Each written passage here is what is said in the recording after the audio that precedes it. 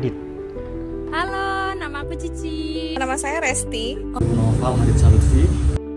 Saya Vincentia dan sekarang saya tuh lagi duduk di bangku kelas 10 SMA. Kak tahu nggak apa itu kekerasan gender berbasis online atau KBGO? Nggak tahu sih Mbak. Nggak tahu. No. Belum tahu sih. Belum tahu. I don't think that KBGO is familiar terminology.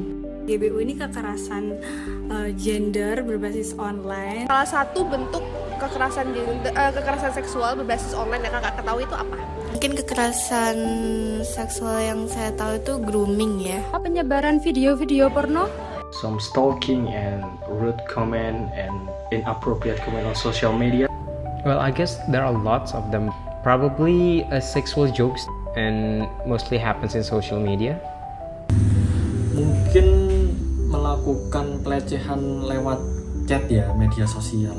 Suka komen-komen pelecehan gitu nggak sih? Kak Resti pernah nggak ngelihat temennya Kak Resti itu kena pelecehan seksual?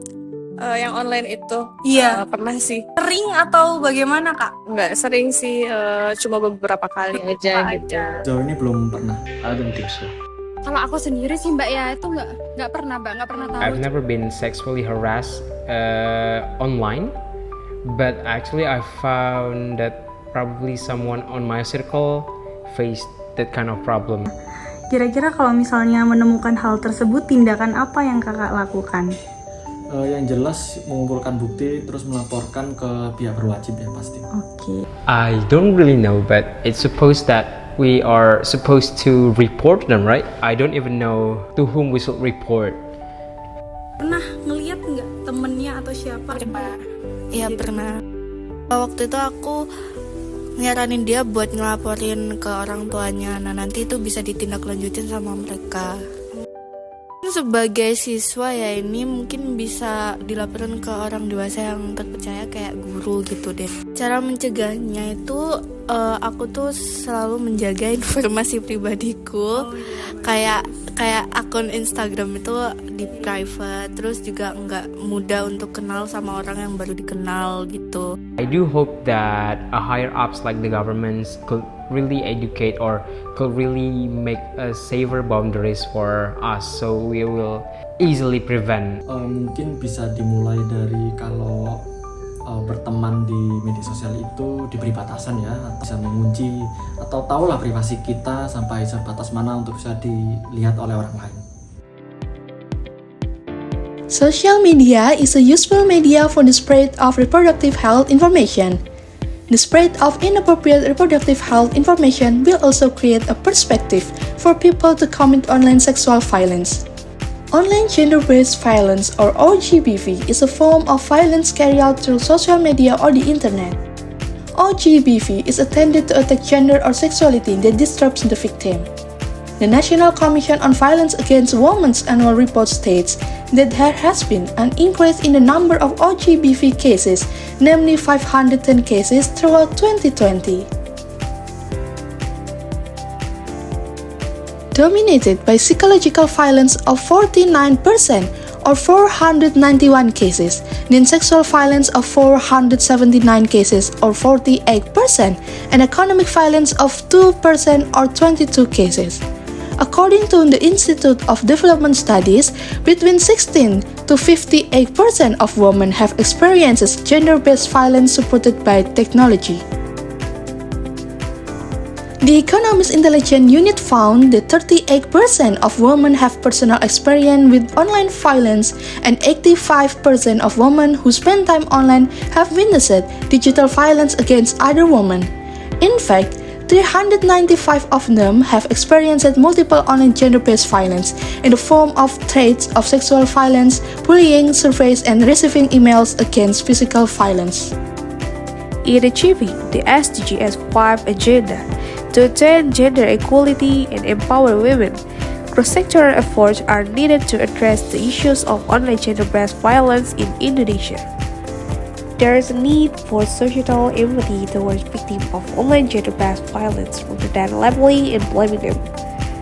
Victims often experience a range of feelings and situations that make them reluctant to speak up about what has happened to them. such as fear of stigma, feelings of guilt and self-blame, fear of retaliation or threat from the perpetrator, a lack of understanding about legal rights, psychological trauma, and the normalization of violence in the online world.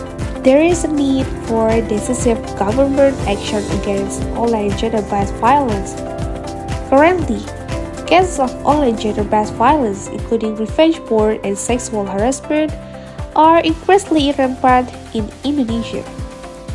Data shows that victims often suffer deep trauma and social stigma, while perpetrators frequently face no significant consequences.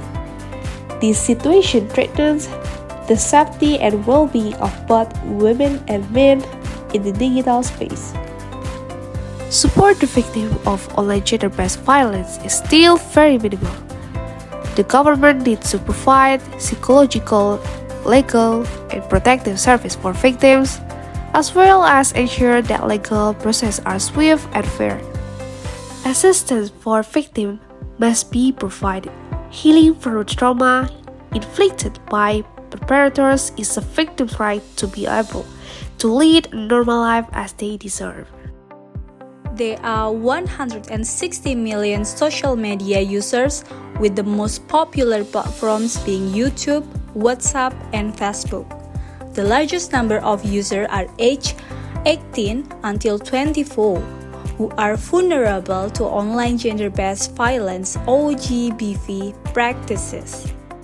Some forms of OGBV include cyber grooming, cyber harassment, invasion of privacy, threats to disseminate personal content, defamation, and online recruitment.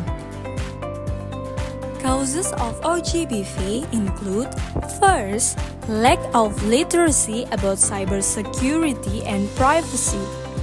Second, unlimited space and time on social media that provide opportunities for perpetrators. Third, acts of sextortion, revenge, pornography. Fourth, influence of social circles and stereotypes about women. And then, we can talk about some efforts to overcome OGBV include: first, making regulation with a legal basis. Second, support victims with psychological, legal, and protection services. Third, assistance and trauma healing for victims are rights that must be fulfilled. Always remember, share, wake, support the victim, report the perpetrator, be aware of privacy, and keep data secure.